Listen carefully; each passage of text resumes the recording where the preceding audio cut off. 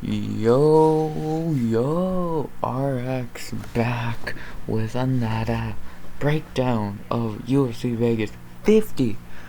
Santos versus Inkalaev. I am recording this during the day instead of at like 4 in the morning, and this should, unlike my last video, even though I said in that video it would be, but this should be premiering at 1 p.m. on Friday, so maybe this afternoonish upload should get better views. I feel like the 7 p.m. on a Friday, like people are tired, probably going to bed, and by the time they wake up on Saturday morning, they don't want to watch a breakdown. So I think it'll be good for me. Tell me what you guys think of this earlier upload down in the comments or in the premiere chat. But besides that, really not much more to say. You know, I don't like log intros, like, comment, sub, all that shit. 100 subs, go by the end of the year, 90 away, baby. And yeah, let's get into this breakdown of this pretty good fight night. But I would say, honestly, main card was better than last week's, which was a fucking pay-per-view. Whatever. We start off the card with a really good fight. Tafon Dadun Nichukwi versus Azmat, the professional Mirzakhanov. Very good light heavyweight fight between two young guys to the UFC, not age-wise. Azmat is 35, but I will talk about him in a minute. Let's talk about Tafon Nichukwi. Tafon is 2-1 in the UFC after coming off Contender Series with a vicious knockout head kick. Then he beat James Pick in a pretty weak performance. Then got completely dominated by John Young Park. And then into the last fight had an okay performance against Mike Rodriguez. Tafon has looked very... can't tell if he's fighting guys with just really tough chins, or he's just fighting very weak, because he has so much power, and he even looks like he looks like a smaller Francis Ngannou, just looks wise, not fighting really, but he has a lot of power, but he's got no knockouts yet, and I can't remember him even rocking Jamie or Rodriguez, so it's like, and coming off, and all his wins, his first 4 wins, all KOs, counting Contender Series. So it's like, is he just fighting like under the pressure? Like, I'm confused. So in this fight, he really needs to wake up and start fighting. Like, 'cause he has so much power. One shot can send his opponent to the Shadow Realm, but he just hasn't done that yet in his UFC career. So he really needs to do that. His big weakness, from what I saw in the Jung Young Park fight, maybe it was just Jung Young Park being fucking huge, is his wrestling's very bad. Like, him and William Knight, for when they fought, they're really alike. They gas pretty easily, they've got a lot of power, but they're really weird on the feet, and they don't have good wrestling. So, yeah, I think Tafon's good, but he's like 20-something. He's still very young, I thought. 27, he's only 7 fights in his career. This will be his 8th fight. So, yeah, from Kineti, yeah, I think he's very good, just he needs to improve a lot still. And then for the opponent, Azmat Mirzakhanov, 10-0, but 32 years old.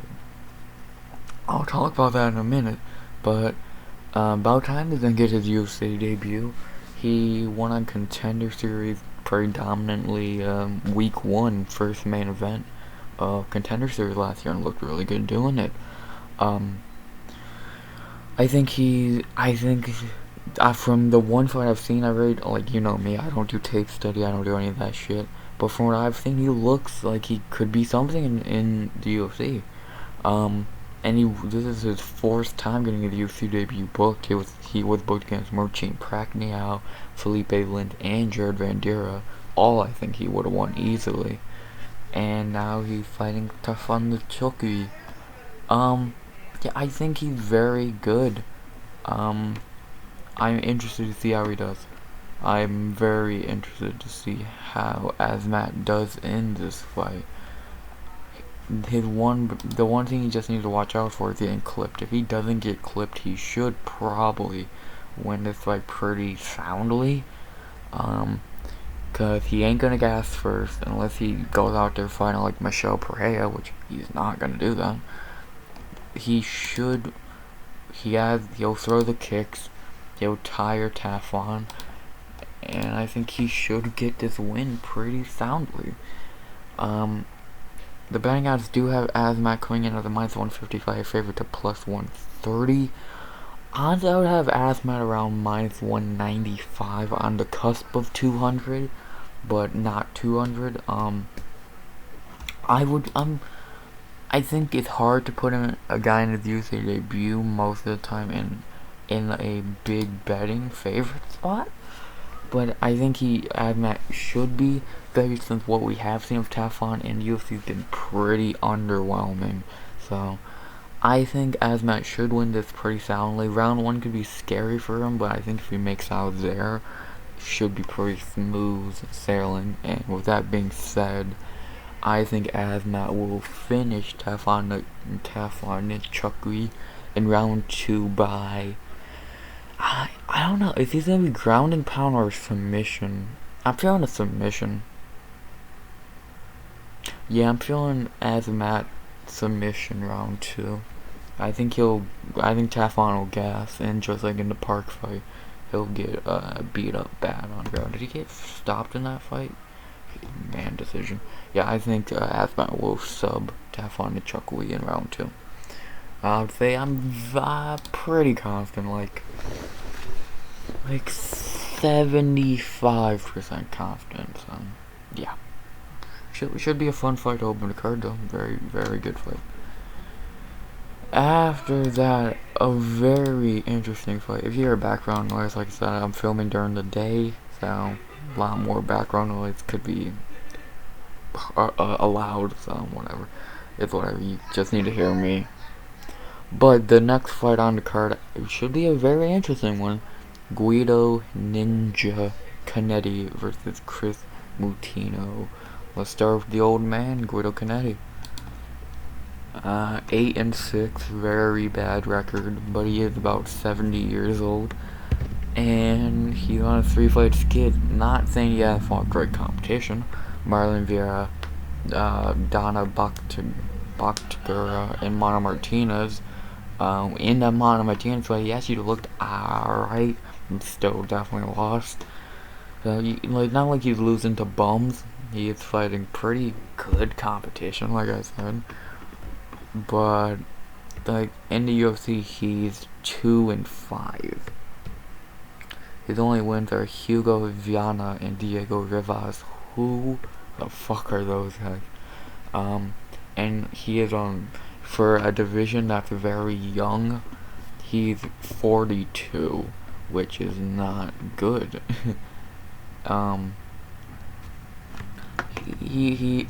He can strike a little bit, he can wrestle a little bit, but he's very not great at either. You see why I don't film him during the day. He's very not amazing at either. He's just alright. Like, his chin will hold up, maybe. His wrestling can hold up, etc., etc. Like, I don't know. I think he'll probably get cut after this fight, which hint to who I'm probably picking.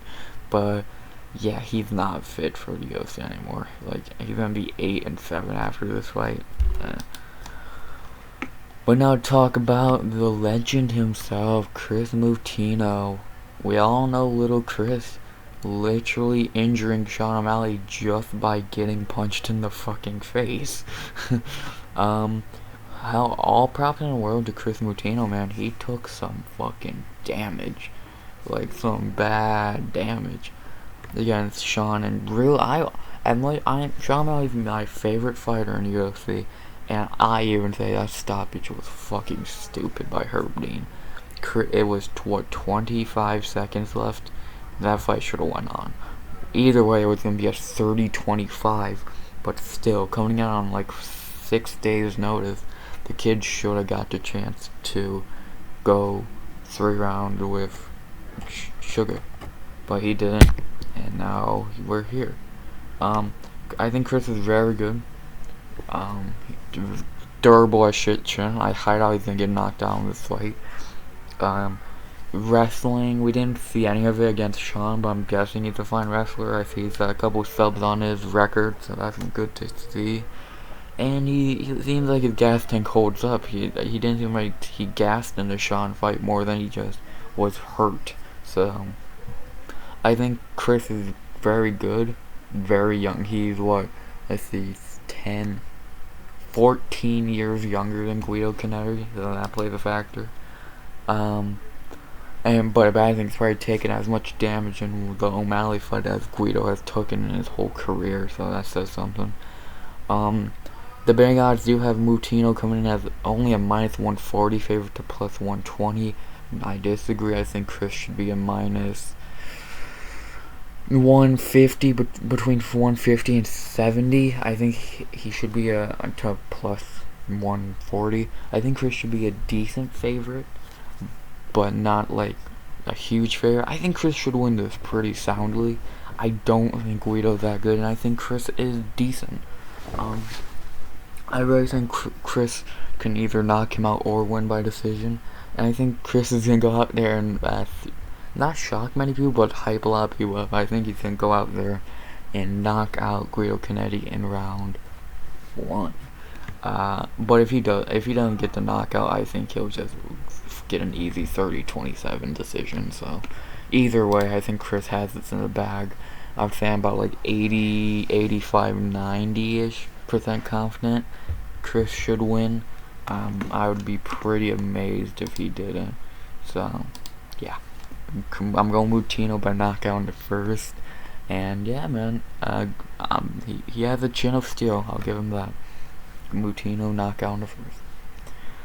After that, a pretty bad fight at light heavyweight. Why this is over Tafon and Asmat, I don't know. Cody Brundage versus Daucha champion Legambula. Let's start with Brundage, I guess. Let's see. Brundage is 0-1 in the UFC, and he lost on Contender Series to William Knight. But in his last fight against Nick Maximov, he came in on short notice. He actually won the third, and if it was a 4 or 5 rounder, he would have won the fight by stoppage. But that did show his gas tank does hold up, or Maximov's gas tank is just bad, one or the other. But he's okay. Brundage's not UFC level. I'm just gonna give it to you straight up. He ain't UFC level, but he's fine. He's fine. He's a fine fighter. He's fine, but he's just not UFC level. Like, I don't really need to go deeper into his record. But for his opponent, Daucha Legambula, easy name to say. He reminds me, and this might sound kind of questionable, he reminds me a lot of Kennedy Nzechukwu. Daucha throws more and just misses way more. He's very big for light heavyweight, just he gasses easily and he ain't that good. He is 2-2 in UFC, 2-2. I think we all recognize the clip of him getting foot to the face by the guy in the main event later, Magomed Ankalaev. But in his last fight, he had an awful performance against Marc-Andre Barriault, where it really looked like he never got off the ground. He really just looked in round 1, he just looked like he's trying to just land a one shot, and then after he didn't hit that, he just gassed badly. So this fight, Brundage and Daucha, really comes down to, will Daucha gas and will Brundage capitalize off it, or could Daucha somehow keep his gas tank in a decent form to make it far? Oh no, this is middleweight, my bad. Can Daucha keep his gas tank in check for long enough to win? Or can he catch Cody with a nice shot? Those are the questions we need to be asking. Actually, no, we don't, because who gives a fuck about this fight? But you get my point. Doucha is coming in as a minus 125 favorite to plus 105, pretty close. I would have minus 115 apiece. I think this fight can go either way. I think Cody could easily win. I think Doucha can easily win. I don't think it's going to be an easy win for whoever does pull this out, but I think it's going to show who wants it more. And who do I think wants it?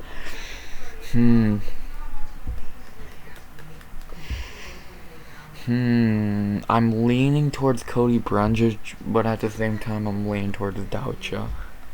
6'1". Doucha's shorter? You're fucking kidding me.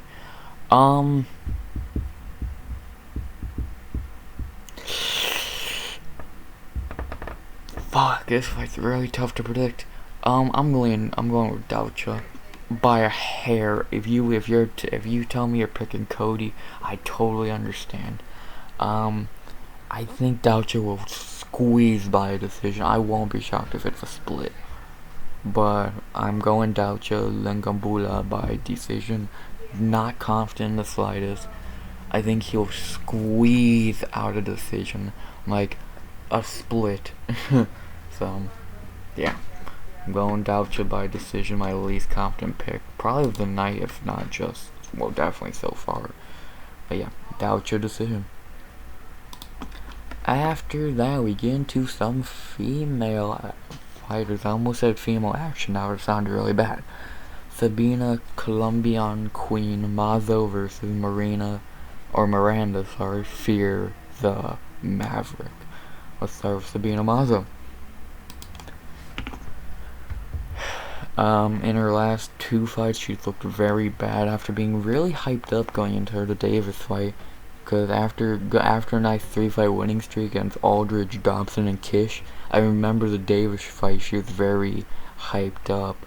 And then Davis just wrestled the shit out of her. My boy the Jedi was the only person who predicted that shit to happen of all the predictors on here. So, props to him. And then in Mazo's last fight, she just got completely pieced up by Marina Akapova, which, if you're striking with Marina Akapova, that's what's gonna happen 99% of the time, though. Can't get mad at that. Mazo's okay, she really does not have wrestling, and her striking is very questionable.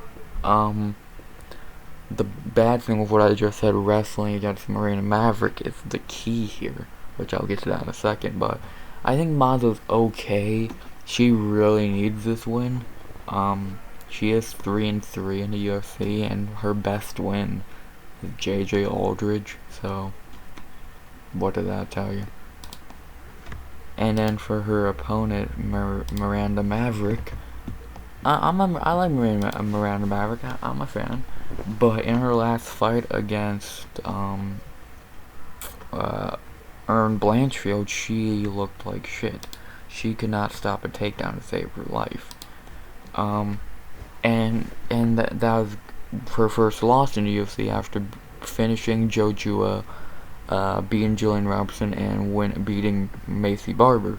So Blanchfield just going out there and wrecking her was very impressive. On Blanchfield's part, on Maverick's part, she looked like shit. She could not stop a takedown. The good thing, like I just said with Mazo is not. If Mazo goes in with the game plan of wrestling, she could win. Think of it as Marina Akapova and Morozov last week. I think on the feet, Maverick's gonna be better, but if it hits the ground, I think Mazo will be better. So if I'm Mazo, I'm going in with the game plan of wrestling, like Morozov last week. Not many people really expected that. But if I'm Maverick, my focus, if I have to stop the takedown at all costs and just do my thing on the feet. The betting odds I think are a little crazy. Minus 270 for Miranda Maverick, plus 220 for Sabina Mazo. I disagree. I would have Miranda Maverick as minus 175 plus 150. I think the Akapova fight last week showed you can't be too confident a fighter's not going to go in with the wrestling game plan. And I would not be amazed if Mazo does go out here with the wrestling game plan and wrestles Miranda for 3 rounds. With that being said, I think Miranda will stop the takedowns if she has to, and like I said, on the feet she's better. So I'm leaning towards Miranda Maverick. I think she should win this. I think she should win. This is a very winnable fight for her, and I think this will get her back on track. So I'm going with Miranda Maverick by decision. I think she should take this.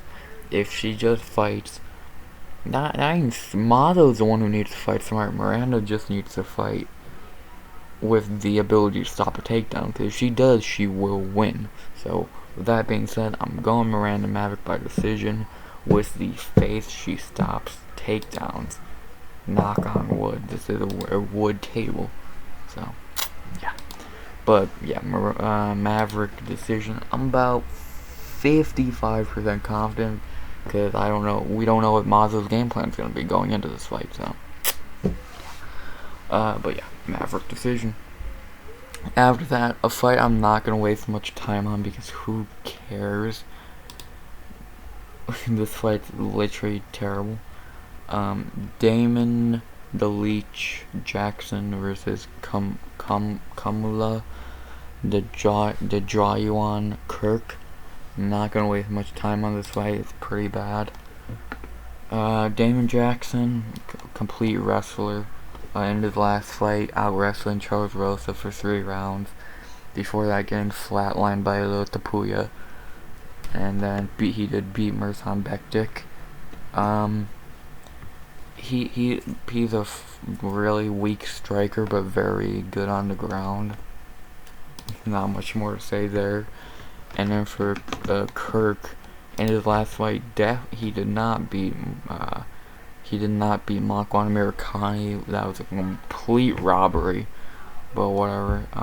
He didn't look that. He looked okay on the ground. I don't know if it was just more that Makwan is a very dumb fighter on the ground or what, but Kirk looked okay on the ground. Nothing amazing, and I can't really remember how he looked on the feet. But if I remember, he looked fine on the feet. Shit, my fucking Firefox just fucked up a little bit though. But yeah, I remember he looked okay where he needed to look okay. So yeah, I'm not really a difficult prediction. The betting odds do have Kamala Kirk coming in -155 to +130. No, I'd say if anything, Damon Jackson should be a small favorite at like -120 to +110. I am going Damon Jackson here. I think he should probably win pretty easily if he just fights a lot smarter than Makwan Mirkani did, which I think he probably should and will. So yeah, I'm going Damon Jackson by decision. Not very confident, because I think Damon Jackson's chin's very weak, and like I said, I think Kirk looked okay in the Makwan fight striking wise, if I remember. So yeah, going Damon by decision. Not too confident. After that, we got a very interesting fight between two nice bandweight prospects. Trevin 5-Star Jones versus Javid Leopard. Okay, Bashart. Let's start with Trevin Jones. In his last fight, shockingly getting destroyed by Sedyokup. Fuck saying the last name still. He gassed badly and just could not get Sedyokup out of there and lost. But before that, he on a nice, coming off a nice knockout of Mario Bautista. And then he did knock out Timur Valvev. So he does have power, but the gas tank and wrestling are very iffy. I think Trevin's good. I remember leading up to the Sedyokup fight, he was very hyped up. I don't understand why. I think you need to prove more than knocking out Mario Bautista to get me hyped up about him, but whatever. I think he's fine. He has a lot of power, but he still needs some shit to iron out in his game. And if he can, then yeah, but right now I don't think he's ironed out the problem, so this fight might be a tough one for him. And then to talk about the newcomer, I think coming off Contender Series 11-0, Javid Bashart. I'm trying to remember Contender Series, his fight on Contender Series. I remember he just looked great. He looked good on the feet and on the ground. If I'm remembering correctly, he just looked better everywhere. Yeah, from the couple breakdowns I watched, and from looking at his record, he does really everything. He can knock you out, he can sub you out. He looks like he's very good. Yeah, I think if all I've heard and what I'm looking at is correct, he's good. I know it sounds like I'm rushing through this fight. I just don't have much to say about Javid. The betting odds do have Javid coming in -150 to +125. I would agree, actually. I think Javid should win this, honestly. I think if he can just not get hit, and even if he does, if his chin can hold up, he should take this fight pretty soundly. So I'm going Javid Bashart by decision, about 50% confident, because that chance of getting knocked out is always gonna be there. But I think he should pretty much. His game plan, honestly, should just be wrestle. If you get him to the ground, wear him out, and then look for the finish, or just get the decision. So, going Javid Bashart by decision. We still got 2 prelims left on the stacked main card, and the next prelims, a good veteran matchup at women's flyweight. Let's see, do they have nicknames? No. We got JJ Aldridge versus Jillian the Savage Robertson. And side note, I forgot to say during the Mazo fight, Mazo was supposed to be fighting Mandy Boehm, but Boehm pulled out like 2 weeks ago. Maverick stepped in, and this fight was supposed to be JJ Aldridge versus Ariane Lipsky, but Lipsky pulled out and Jillian Robertson stepped in. So, yeah. Let's talk about JJ Aldridge first.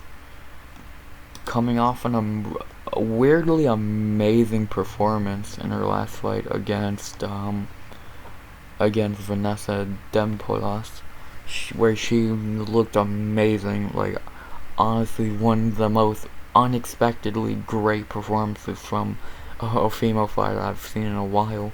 I think she should have a bonus for how good she looked against Dempolas. And then before that, she did beat Courtney Casey, but she did lose to Sabina Mazo, and more after that. But yeah, Aldridge is good. She can strike. If I remember, her wrestling looked okay in that fight. Nothing amazing, but looked okay, or it was just okay. Period. But yeah, if her striking's as good as it was in that fight, more consistently, that's gonna be real interesting. Because like I said, go rewatch that Dempolas fight. Unless I'm forgetting it, Aldridge looked amazing on the feet. Yeah, against Dempolas who was coming in on short notice, but still, yeah. Yeah, JJ's fine. Like, her best one's Paliana Viana. So, and she's been in the UFC forever now. So, yeah. Yeah, she has good striking. And against a grappler like Jillian Robertson, if she can set up a takedown, that'll be interesting. And now to talk about the Savage, we all know Jillian Robertson. She's Canadian redhead Mackenzie Dern, just not as good of a grappler. She does not really have good striking, but she's a great grappler. In her last fight against Prahaya Kashweda, she got her to the ground and subbed her. But then against Miranda Maverick, who stopped her takedowns, Robertson got beat up badly. And then the rest is history. She lost to Talia Santos. She had wins, she had losses. She wins when she should and loses when she should. If she can get this fight to the mat, she's gonna win. On the feet, she's gonna get her head pieced in. Like, so I don't call her redhead Canadian Mackenzie Dern for nothing. She's just like Mackenzie Dern. She has no striking, but she can grapple, which it works. Fuck, it fucking works. Can't even get mad at that. The betting odds for this fight do have Jillian Robertson coming in -150 to +130, and I'd move that down a little bit. I'd have Robertson around -130 to +115. I think the chance of JJ stopping takedowns should be apparent, but I think after a while, I could see Aldridge taking the first, but I could see after a while Robertson grinding Aldridge for 29-28 decision. So I'm going Jillian Robertson by decision. I think she'll tire JJ out eventually and win the decision. And then the last prelim banger. I heard a couple people say this fight sucks. How? This fight's gonna be great because someone's gonna go out in this fight. And that's Matt Semi the Jedi Semelsberger versus AJ the Ghost Fletcher. Let's start with Semi the Jedi. In his last fight, running through Martin Sano as he should have. Before that, losing to Chaos Williams in a war, but he got beat up badly. And then against Jason Witt and Colton Muniz, he won. Sorry about that. I gotta stop fucking clipping my computer every time I move my hands. Yeah, I think Semelsberger has a lot of power, but he really didn't have much else, if I'm remembering.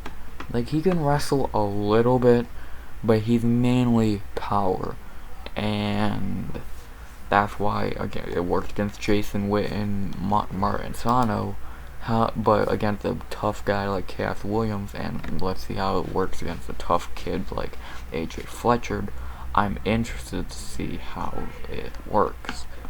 And speaking of AJ Fletcher, let's talk about him. On Contender Series, he completely ran through the guy he was fighting. A nasty flying knee, which I think was the first fight of the year on Contender Series. Nasty flying knee win. He's a training partner of Dustin Poirier, who's been hyping him up a lot this week. I think people are really underestimating Fletcher here. I think he could win this, definitely. I think he definitely can take this. I think he can take this. I think he's good. I think he's only 25. He's fucking wide as shit. If I remember correctly, he's very wide. Like, he's kind of short, but he's like very wide, like William Knight in a way. Like, he's very wide, and he can wrestle. He can pack a punch. I think he's very good. The betting odds on this, like I said, I think are very stupid. Semelsberger come in a -250 favorite to +200, not even close. Honestly, I would have it around near even. I think one shot can end this fight for either guy, or if it gets later, I think Fletcher could take it.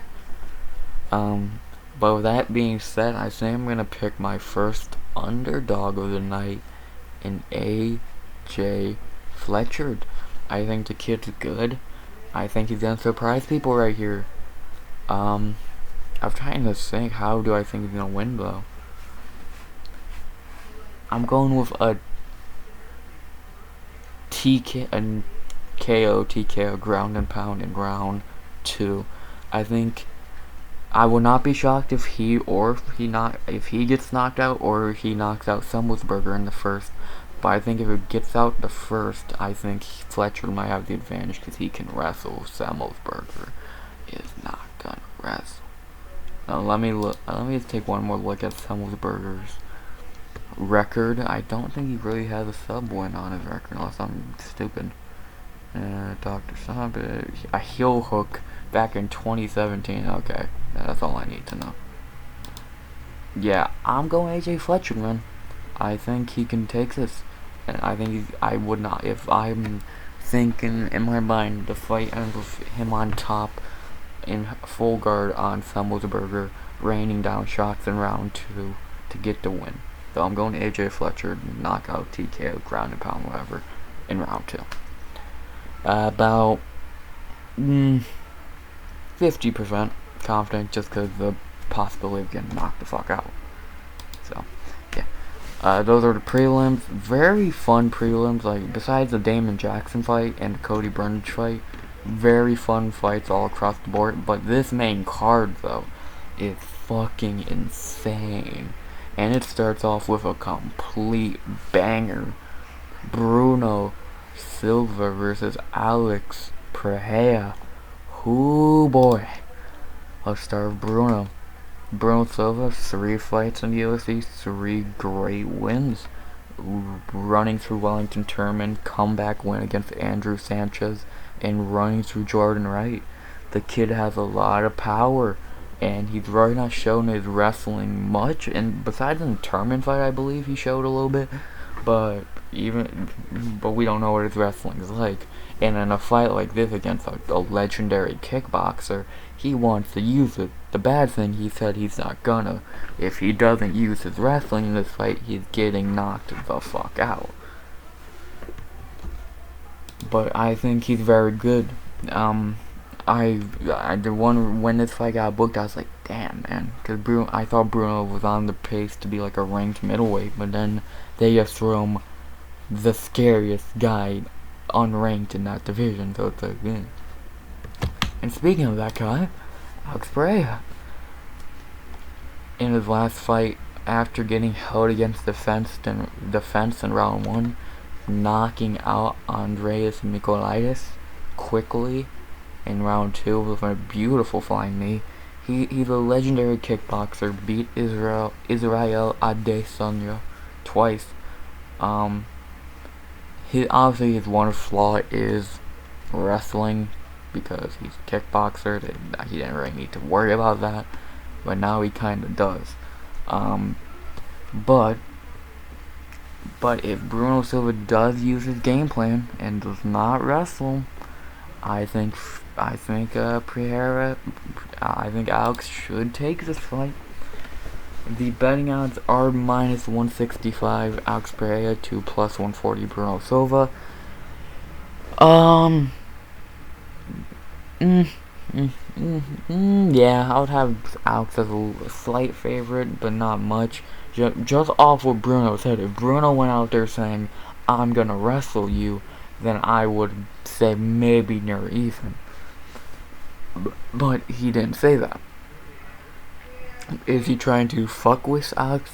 Then maybe, which that could be genius, but we don't know. Well, with that being said, I think Alex fucking goes out there and sleeps him like he did in Michailidis.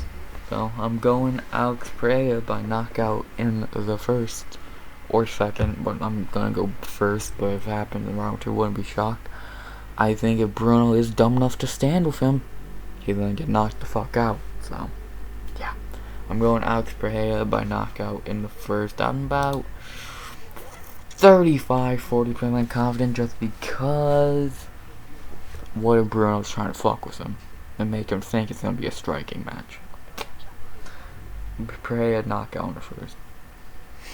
After that, what were we, about 40 minutes in? Yeah. After that, a banger. Drew Dober versus Terence Mckinney. Certified banger right here. This was supposed to be Drew Dober against Ricky Glenn. That was going to be an easy win for Drew Dober. But now he has T-Rex, man. This is going to be a war. In Dober's last 2 fights, losing to Brad Riddell in a war, and Islam Makhachev and no, can't get mad at that. But before that, he was on a nice winning streak now for Hawk Press. Nice underdog win. Knocking out Alexander Hernandez. Can't get mad at that. So, again, don't mind background noise filming today, but yeah, Dober. Drew Dober's very good. He has a lot of power and he can wrestle to a point. But in the Makhachev fight, he literally just tapped to that half guard choke just because he was tired of getting wrestle fucked. So later in the fight, the gas tank could be interesting, but early in the fight, he's fucking deadly. He's deadly. Don't mind background noise. But for the opponent, the young Terence Mckinney on a roll, man. He has looked fucking great in his 2 UFC fights. In 7 seconds running through Matt Frivola, and then in his last fight easily beating Faraz Ziam by submission only 2 weeks ago. So, kid's impressive. I think the wrestling could be interesting in this fight for both guys, but I think Mckinney might have the wrestling advantage. And on the feet, yeah, that's interesting. That's an interesting concept. Very interesting concept. I don't think this fight heads to the scorecards, if you honestly ask me.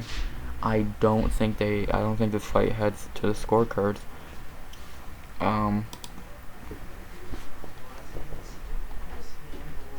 I think I would not. If someone goes out in the first round, don't be shocked. The bang outs are fucking stupid again. Minus 225 for Drew Dober, plus 170 for Terence Mckinney. No. I would have Dober as a minus 140 favorite to plus 120. I think Dober should be the favorite, but not big favorite. I think that's just stupid to have Dober as a big favorite and McKinney the dog, man. But my pick here, it might be interesting. I don't know if it's gonna age well. I'm going to T-Rex, Terence Mckinney, and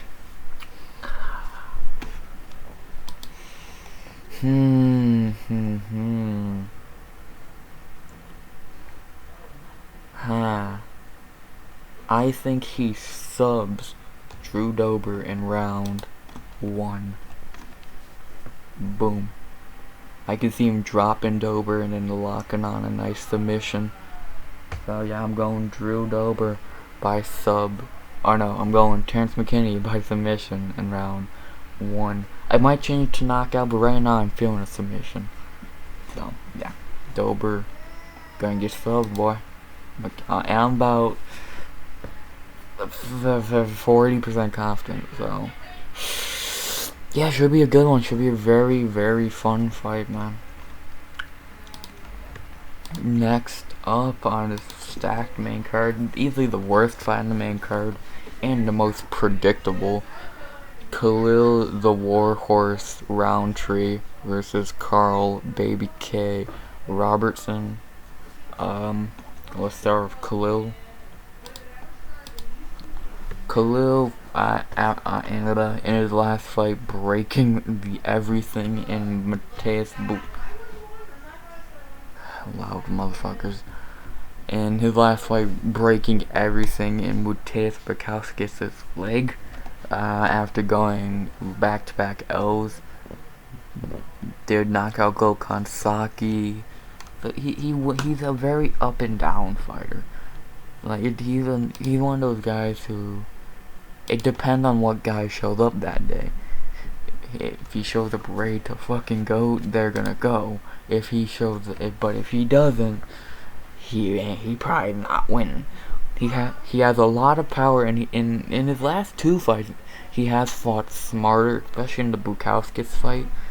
So a lot more kicks, not gassing himself out, fighting smarter, which is perfect. I think Khalil still has a lot of potential. He's only 30, 32, yeah. I think he's very good. I think he'd still be a problem in that division.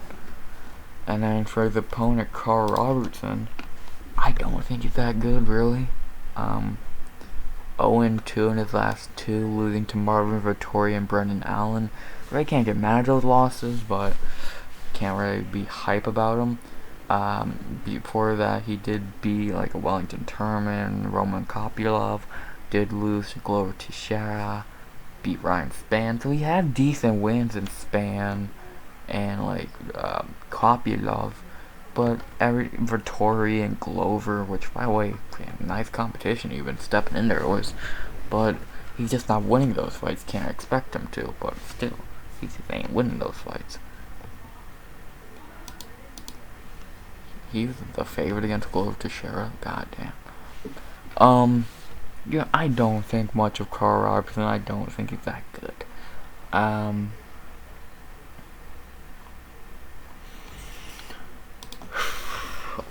In the betting odds for this fight, do have Khalil only a -125 to +105. I disagree. I would have Khalil at least like 200 to like +180. I think Khalil should win this pretty easily. He's not gonna sub him, but I think he could knock him out or decision. And with that being said, I'm going Khalil Roundtree by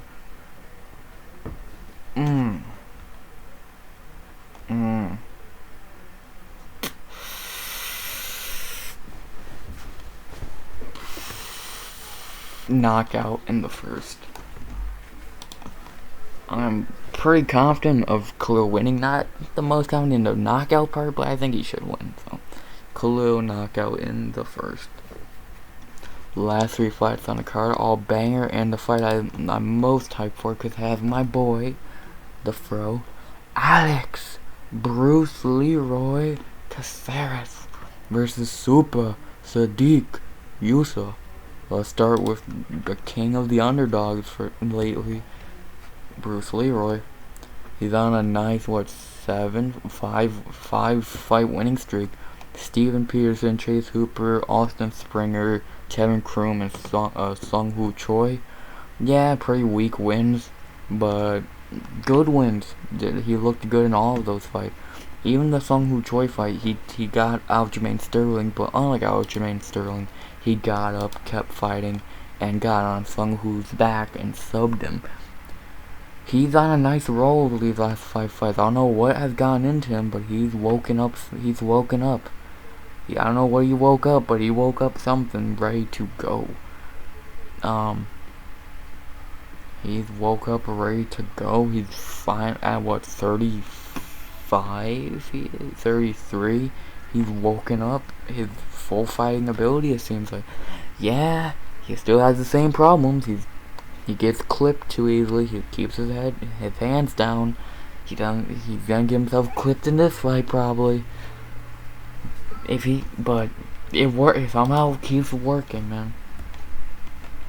And then for Sadiq Yusuf in his last fight, having a nice fight with Arnold Allen, he kind of just gassed, and after that he lost. But he put up a nice fight. But before that he was 4-0. Andre Fili, Gabriel Benitez, nice wins.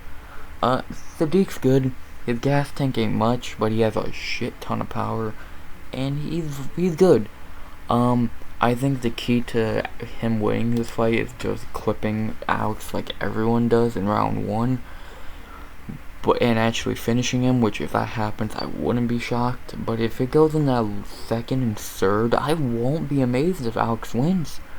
Like, people are real, like, I guarantee you knockout round 1 for Sadiq, the most picked thing. 21%.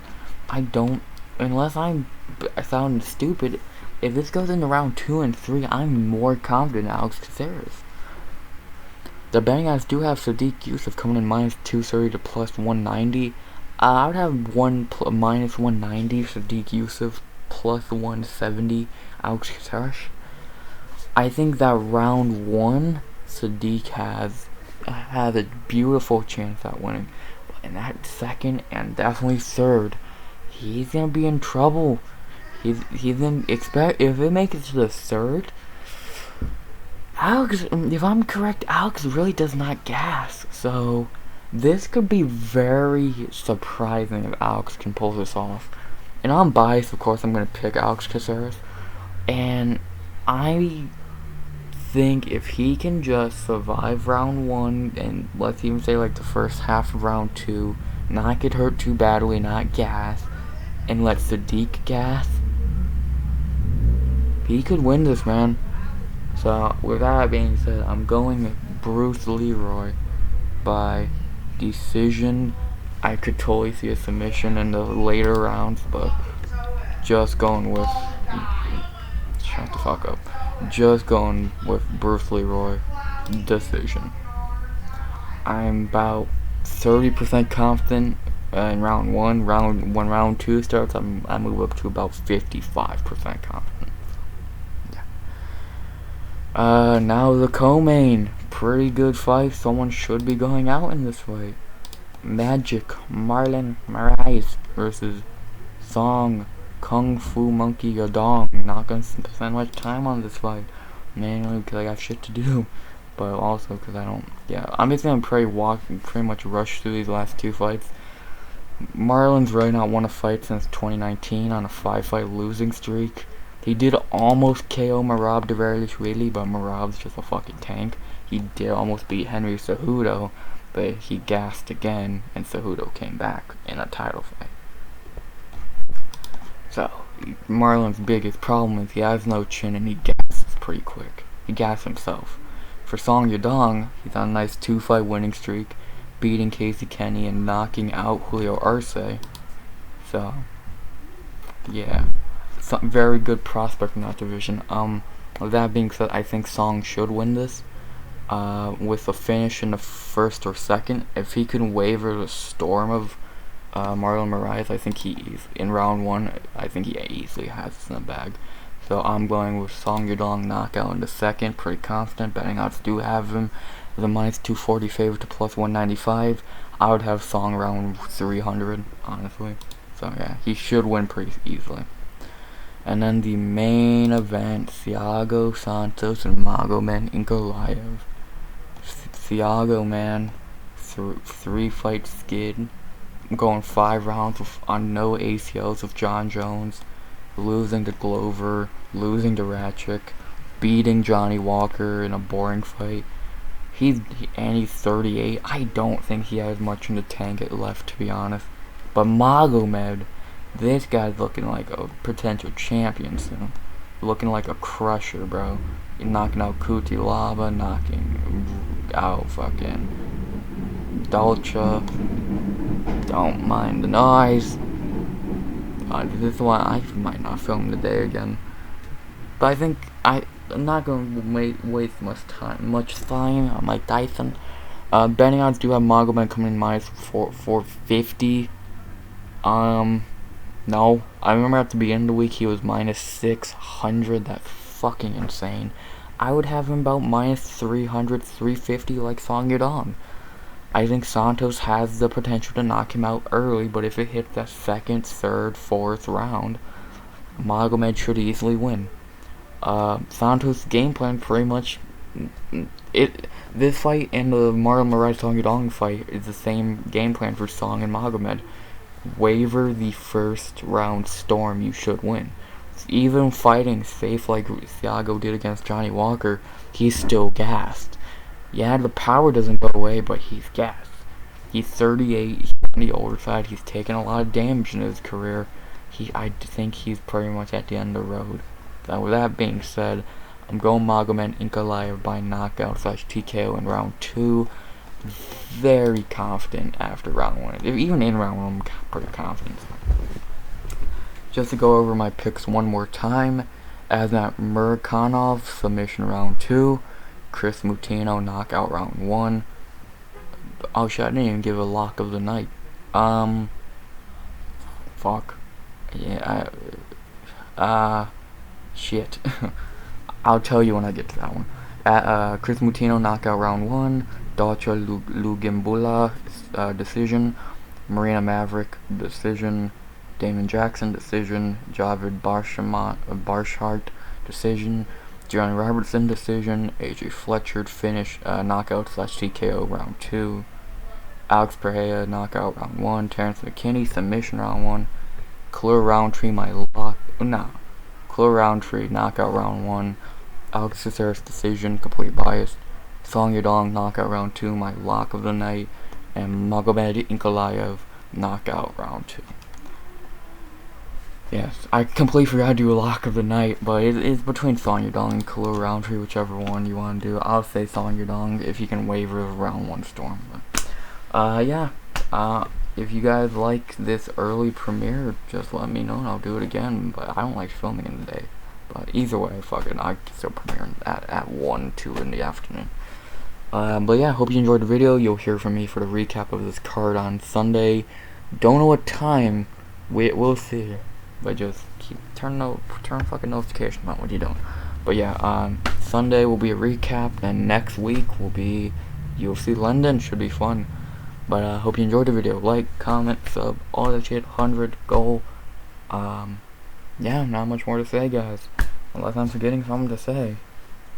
Free Cain Velasquez. I don't know. But hope you enjoyed the video. Enjoy the rest of your day. And RX out. Come on, Bruce Leroy.